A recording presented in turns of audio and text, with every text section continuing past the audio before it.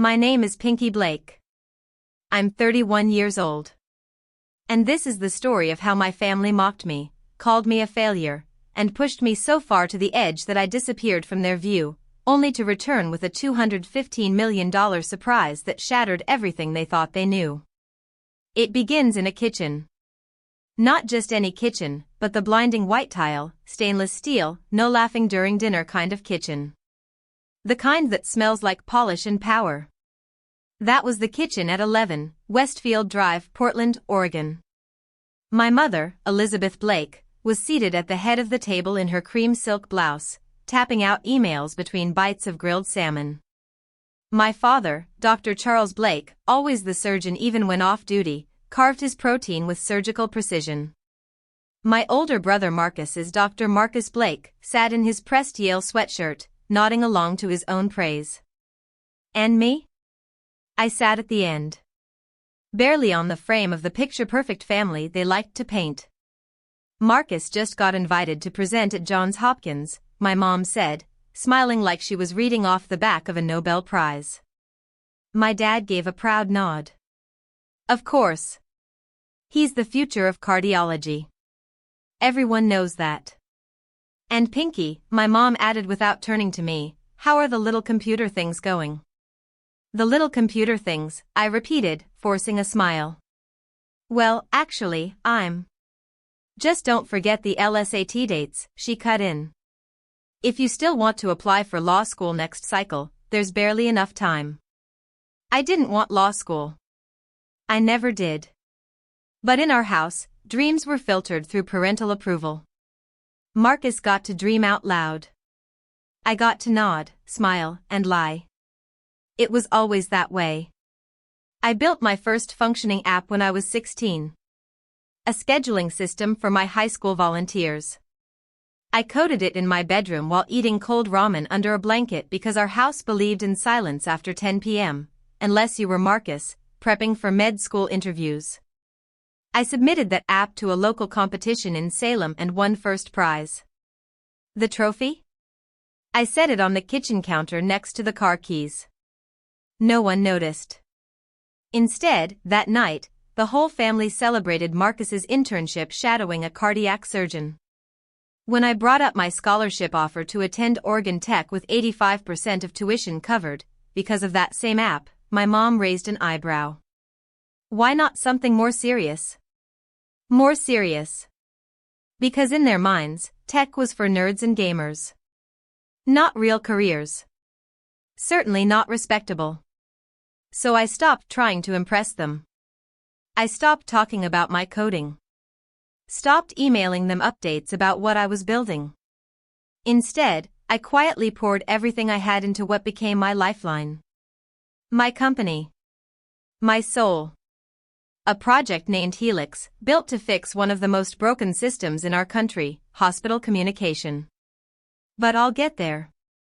First, I need to tell you how it all truly began to shift. You see, I hadn't seen Marcus in person for nearly 3 years when I got an invitation to his engagement party. It was one of those fancy digital ones, ivory script, soft background music, a timestamp that screamed old money. Hosted at Cypress Row, the kind of place where they pour wine based on your profession and pretend to know your name before you speak. I hesitated. 4 days. I thought about declining. But something inside me whispered, go. So I went. Not in some designer dress or flashy entrance, but quietly. A simple black dress. No labels. Hair tied back. Like I was ready for a funeral, not a celebration. The party was predictably suffocating. My mom air-kissed me without making eye contact. Glad you wore something appropriate. My father nodded once and walked away. Jason, the cousin who once called me Pinkie the Printer because I liked electronics more than prom dresses, was holding court by the wine bar. And then, Marcus saw me. Pinkie. Wow. You made it. He wrapped an arm around my shoulder and led me to his fiancée. This is Sophia. Sophia, this is my little sister. Sophia turned, and the moment our eyes locked, I knew. She knew. Her expression didn't crack. But her posture shifted. The way her fingers gripped her wineglass just a second tighter. "Lovely to meet you, Pinkie," she said. "What do you do again? Something with tech?" Before I could answer, Marcus laughed. "She does IT stuff. Not like the serious cybersecurity things, just websites and apps. Hobby level." Sophia didn't laugh. She stared at me, and then at him, and then said, almost casually, "Helix, right?" A silence fell like shattered glass. I didn't flinch. "Yes." Marcus blinked. "What's Helix?" Sophia turned back to him. "It's the healthcare platform currently being negotiated for acquisition by Horizon Health." And then she turned to my parents. "It's deployed in nearly 300 medical facilities across the country. Valued at over $200 million. I didn't say a word. I didn't need to. That room, the room where I had always felt invisible, went dead silent. Sophia raised her glass. "To Pinkie. A woman who built something powerful, even when no one saw her doing it." And in that moment, my mother's face, the one that always looked like it was holding in judgment, cracked. Not with tears. Not with rage. But with something worse. Recognition. The kind that arrives too late. I didn't stay long after that toast. The air in the room shifted, uneasy, tight, like the sudden silence after a mic drops in a courtroom. A few people clapped, unsure if they were supposed to. My father stared down into his wine like it might offer an escape. My mother adjusted her pearl necklace twice in 10 seconds. Marcus had that awkward half-smile frozen on his face, the kind people wear when they realize the punchline is them. And Sophia, she didn't flinch. She didn't apologize. She simply locked eyes with me like she had just finished delivering a verdict. I walked to the balcony. The Portland skyline glowed beneath us. I should have felt victorious. But all I felt was tired. I pulled out my phone. Horizon's formal offer had arrived an hour ago, time-stamped just as I'd walked into the venue. $215 million, 78% acquisition, 3-year strategic innovation role for me and Casey, full R&D autonomy, valuation locked. The girl who used to code under a blanket was now worth more than the house I grew up in, every car in the driveway, and Marcus's hospital floor, combined. Behind me, the door slid open. I didn't turn around. It was my mother. She didn't say my name. Just, "Can we talk?" I turned slightly. "Now's not the time." She stared out at the city, fingers tied around the balcony railing. "I didn't know." I laughed softly. "You didn't ask." We didn't say much after that. She eventually went back in. And I quietly left. The next morning, I woke up to a message from her. 2 lines.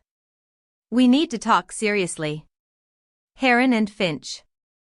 11 a.m. No emojis. No warmth. Just a summons." When I arrived, she was already there, sipping espresso and tapping her fingers on a legal pad like she was prepping cross-examination. Her coat was draped perfectly over the back of her chair. Her posture was textbook courtroom elegance. I sat down. No greeting. She didn't waste time.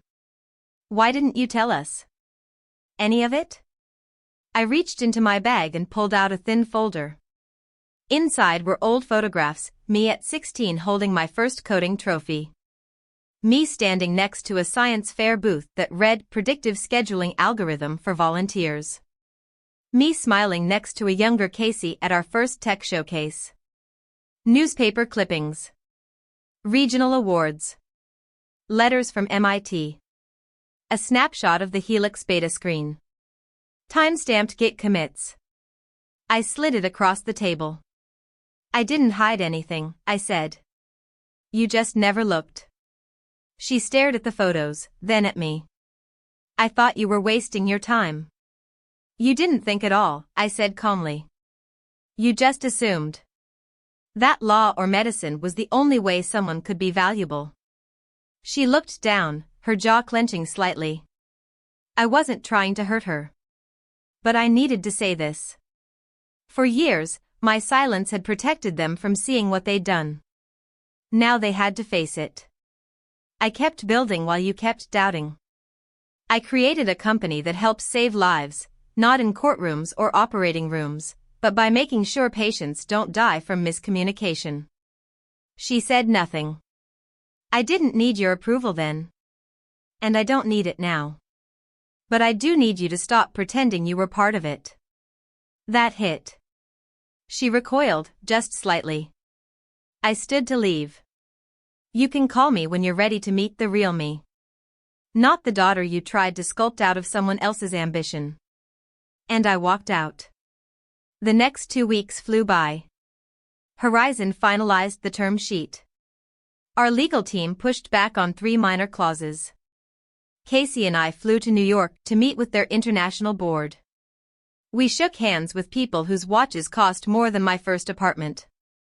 But my mind kept drifting. Not to the money. Not even to the press.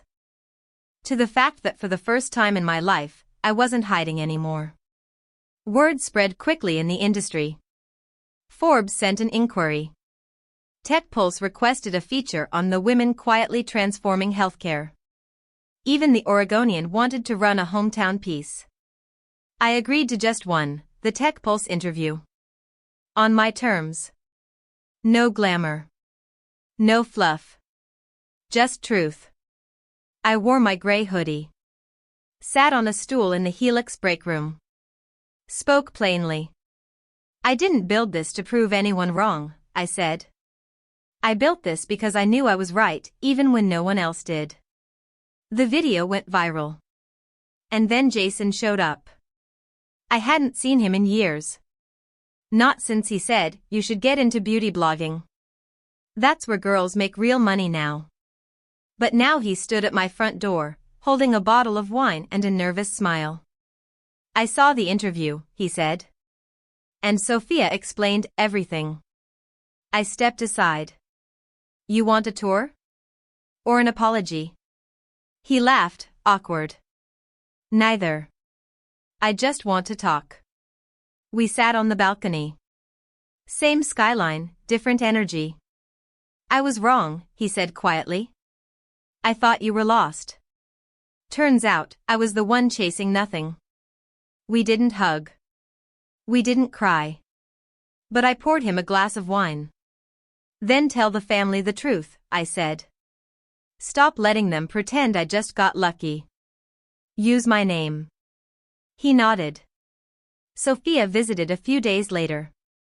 She brought 2 homemade pies and a slim book titled Family Communication in Entrepreneurial Households. I brought this, she said, because your mom is already trying to spin the story like she always believed in you. I rolled my eyes. Of course she is. You don't owe them anything, she said, but you can still choose what to keep. Keep the parts of them that still have value. That night, I thought about it. I didn't want revenge anymore. I just wanted respect. Or silence, at the very least. I didn't reach out to my parents again. Not immediately. I wasn't punishing them. I just needed to protect the calm I had built, like a wall of code, tight and secure, keeping the bugs of my past from corrupting my future. But the next ripple came from Marcus. 3 days after the engagement party, I got a message. 1 line. Are you free to talk? I want to come by. I stared at it for a long time. We hadn't had a real conversation in years. Not since he told me, flat out, that I'd wasted my potential playing with apps. That if I had just focused on something useful, I could have made something of myself. I should have ignored it. But something inside me, the same part that once waited by the door hoping someone would notice the trophy I left on the counter, clicked open. I replied, come at 6. Don't be late. He showed up at 5:57. Typical Marcus. Dark blazer. No tie. Perfect hair. Slightly nervous smile. I didn't ask him to sit. He found the couch, glancing around like he was inside an unfamiliar language. "This is nice," he said. I gave a dry chuckle. "Yeah.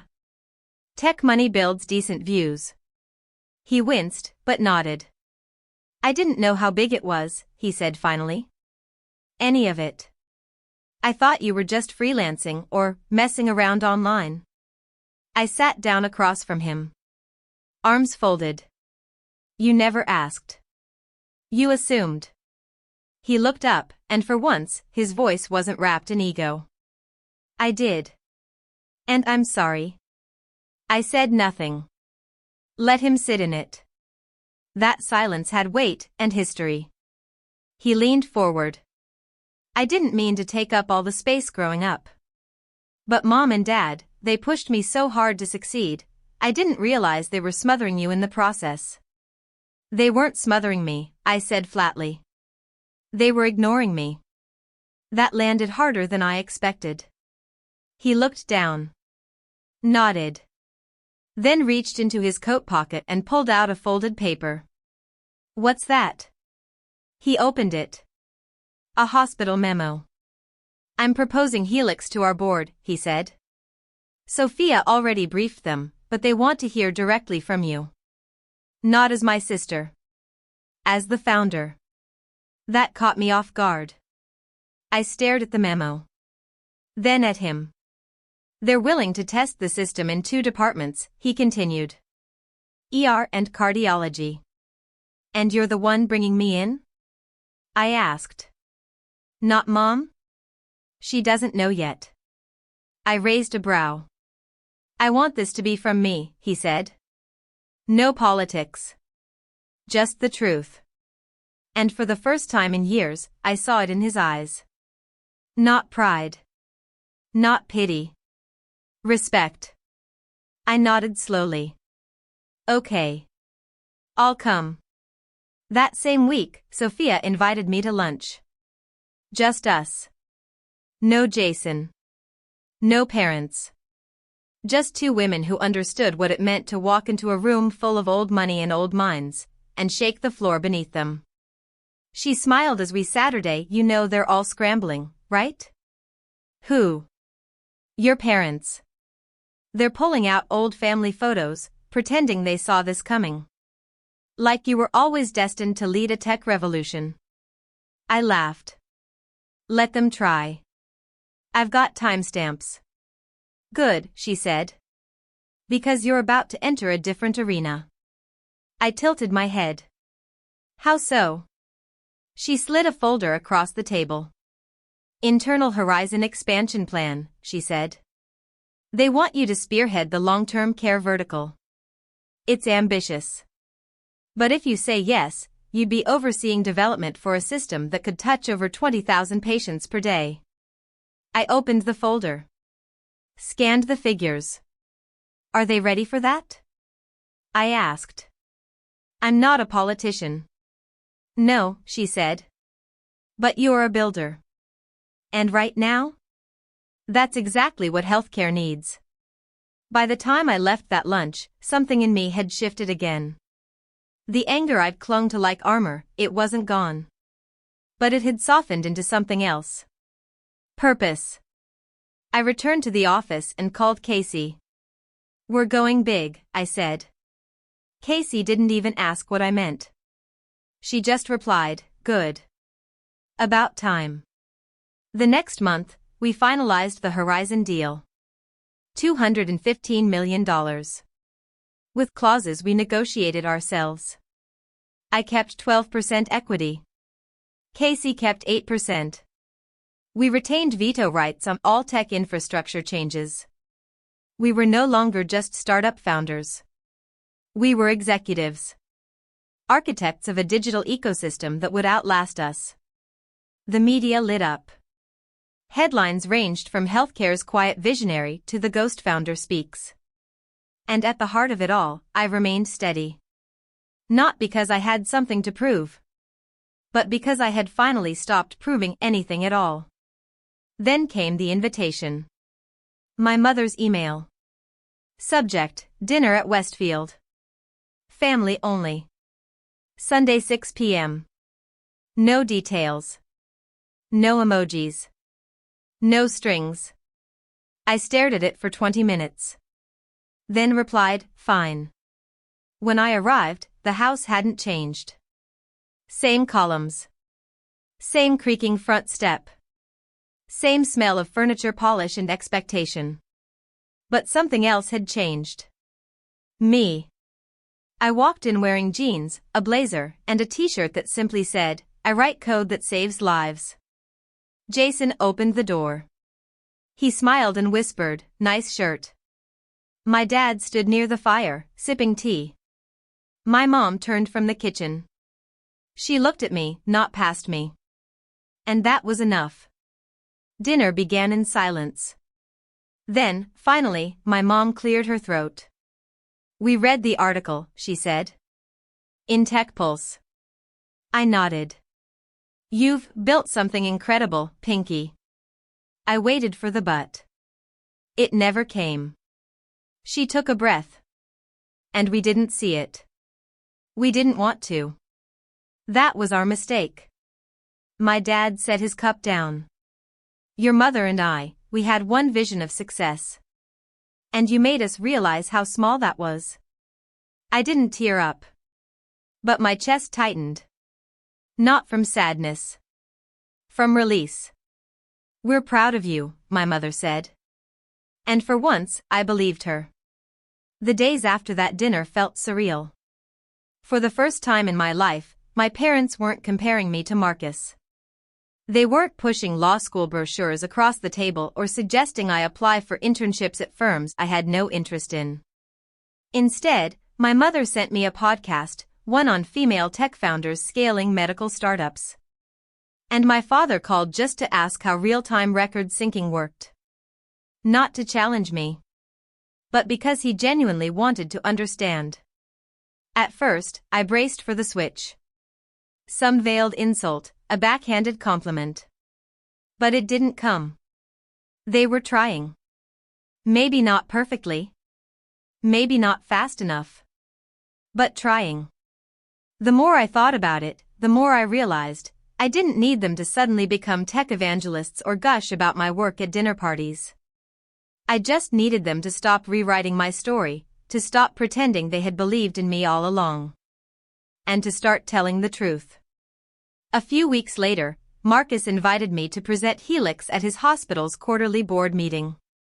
I walked into that boardroom in a black turtleneck and jeans, armed with live dashboards, performance graphs, and a video testimony from a doctor in rural Idaho who said Helix saved 5 minutes per patient, and likely 5 lives per week. The boardroom was silent as I spoke. Not skeptical. But stunned. I didn't rush. I didn't fumble. I didn't second-guess my voice like I used to do in every family dinner debate. When I finished, the hospital's chief of staff stood up. We should have had this 5 years ago. Later, as the room cleared, Marcus walked up beside me. You crushed it, he said. And Mom was watching. I turned. She what? She asked me to record it. She's showing it at the next alumni dinner. I blinked. Why?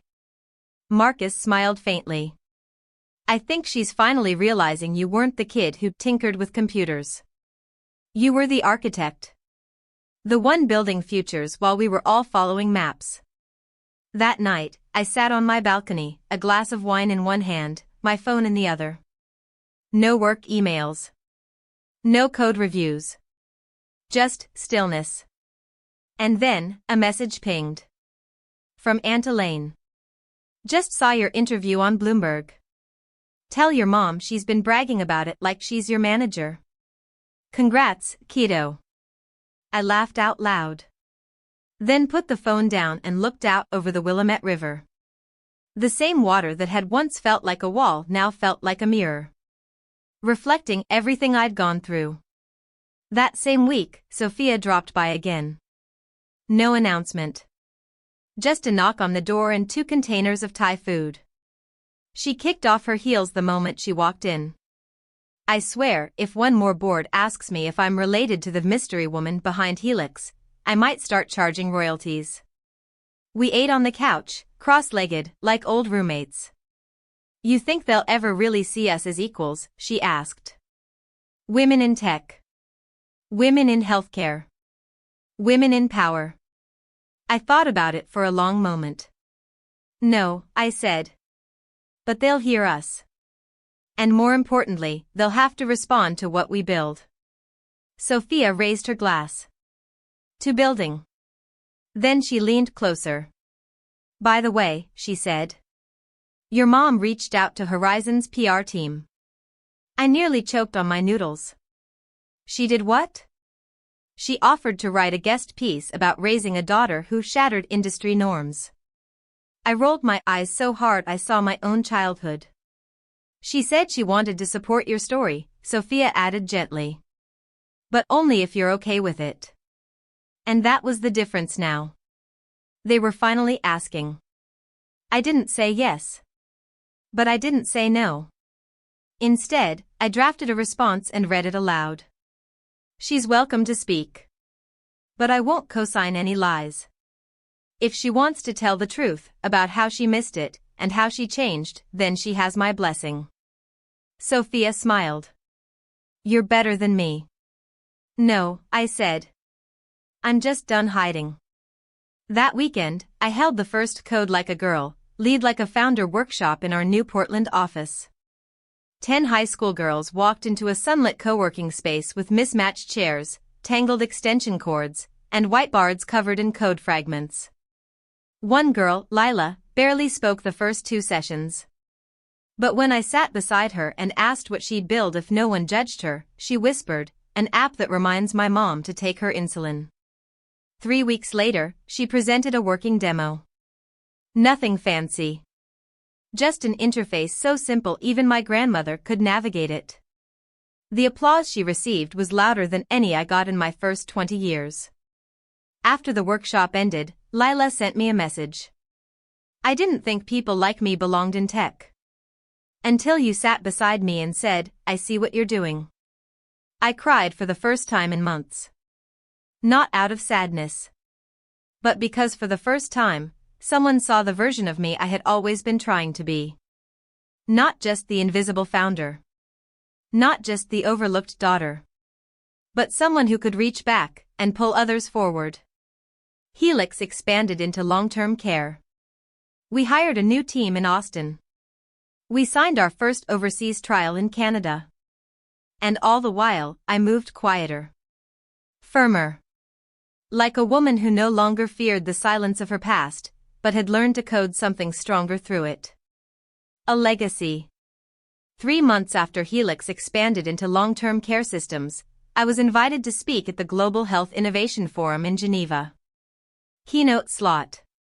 Front page of the brochure. The email read, we believe your story and your solution will shape the future of healthcare. I stared at that line longer than I cared to admit. Not because I doubted myself. But because I had waited so long to hear someone say it without adding for someone like you. I called Casey. Guess we're going international, I said. She laughed. Switzerland. No ramen. No flickering Wi-Fi. What a time to be alive. Geneva was everything Portland wasn't, ornate, polished, prestige in every street lamp and stone railing. I wore a simple navy jumpsuit, flats, and no makeup. Not to downplay. But to prove I didn't need flash to carry weight. The auditorium was packed. Scientists. Doctors. Venture capitalists. Skeptical board members in crisp blazers who dismissed girls like me at panels for years. I walked up to the mic. Paused. Then spoke the same way I had written every line of Helix code, clear, precise, unapologetically direct. When I was 16, I said, I built an app on a borrowed laptop while my family celebrated my brother's medical award in the next room. I wasn't invited. But that app ended up saving more lives than a single cardiologist could. Not because I'm special, but because I stopped waiting for permission to matter. A silence fell over the room, not out of shock, but respect. Then, applause. Long sustained. Afterward, a woman from a biotech fund approached me. "We've followed your work since the Series A days. Your system could help our maternal health partners in South Asia." Another man, a researcher from Nairobi, added, "We need this where infrastructure is weak, but phones are strong." Suddenly, the world was opening. Not for Marcus. Not for someone else's idea of success. For me. For us. A week later, I flew home. And found a message waiting. From my father. He wanted to meet. Alone.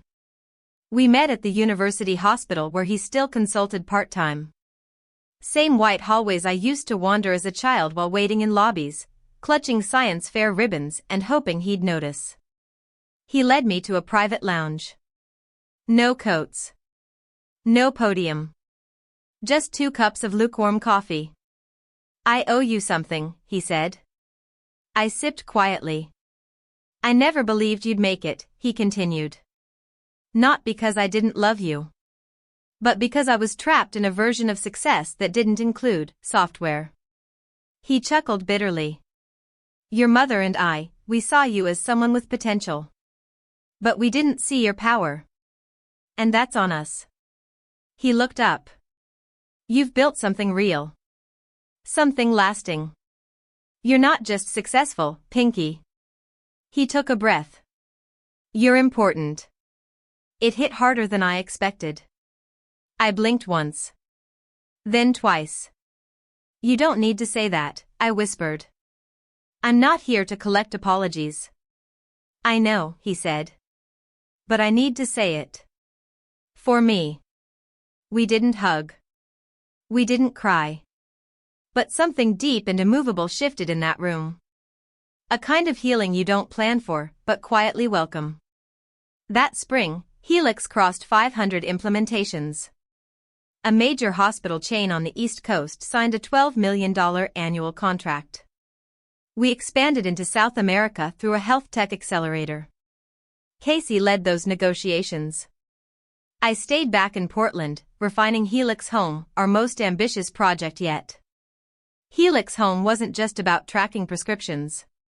It connected patients with caregivers, automated follow-ups, even alerted neighbors if a senior hadn't checked in within 12 hours. It was personal. For Lila. For her mom. For every girl coding alone in her bedroom, wondering if anyone would ever use what she built. By then, my name was no longer hidden. It was etched on office doors, printed on lanyards, and listed in Forbes as one of the most influential women in healthcare tech under 35. And it no longer scared me. I went back to my old high school to speak. The auditorium hadn't changed. But the energy had. I walked on stage as girls held up their phones, recording every word. "Coding isn't about the screen," I said. "It's about being heard even when no one's listening. It's about making sure no one dies just because someone else couldn't connect the dots fast enough." After the talk, a girl came up to me. Tiny voice. Bright eyes. "You're Pinkie, right? The real Pinkie?" I smiled. "I am." She grinned. "My brother said you were fake. Like an internet myth." "Well," I said, "I was invisible for a long time." She nodded like she understood that better than most. That night, I got dinner with Jason and Sophia. Sophia was 6 months pregnant. Jason kept nervously rearranging the silverware like the baby would pop out if he looked away too long. "You think we'll screw it up?" he asked suddenly. "Parenting?" I shrugged. "Probably. That's how it starts." He winced. "Wow. Thanks. But then," I said, sipping water, "you get a second chance. If you listen. If you change." Sophia smiled. You're living proof. And for once, I didn't flinch at the compliment. After dinner, I got into my car, glanced at my phone, and saw an email from Horizon. Subject: Annual Impact Report, Helix Year in Review. I opened the PDF. 3,428,019 patient records synced. 94% reduction in communication errors across integrated hospitals. Lives saved, estimated 1,670. I closed my eyes. And smiled. Not because they finally saw me. But because I never needed them to. The first time I stood in the Helix headquarters lobby and saw my name etched into the glass, Pinkie Blake, Director of Innovation, I didn't feel pride. I felt peace. Not the kind that makes you forget the hurt, but the kind that lets you walk through it without limping anymore. The headquarters was bustling now. Dozens of new hires filled the hallways: engineers, developers, clinical advisors, QA specialists. What had started with 2 girls coding in a garage now employed over 120 people across 4 cities. I kept my same desk. No executive corner office. No glass panels separating me from the team. Just a long shared table, a laptop, and a whiteboard always half full with sketches, bug reports, and Lila's sticky notes that read things like, "Breathe. You're saving lives." We just finalized our first cross-continental partnership in Brazil when Casey barged into my office, waving a new email. Pinkie read this. It was from a hospital in North Dakota. Rural, underfunded, often overlooked. The message was short. We used Helix to prevent a prescription error last night. Patient was allergic to the med system, caught it before the nurse even hit confirm. She would have died. You saved her. I sat back in my chair, eyes on the ceiling. And they'll never know our names. Exactly, Casey said, smiling. Isn't it great? It was. It really, truly was. Because I wasn't doing this for credit anymore. Not for the magazine covers.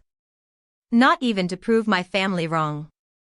I was doing it because Helix worked. It saved lives. It mattered.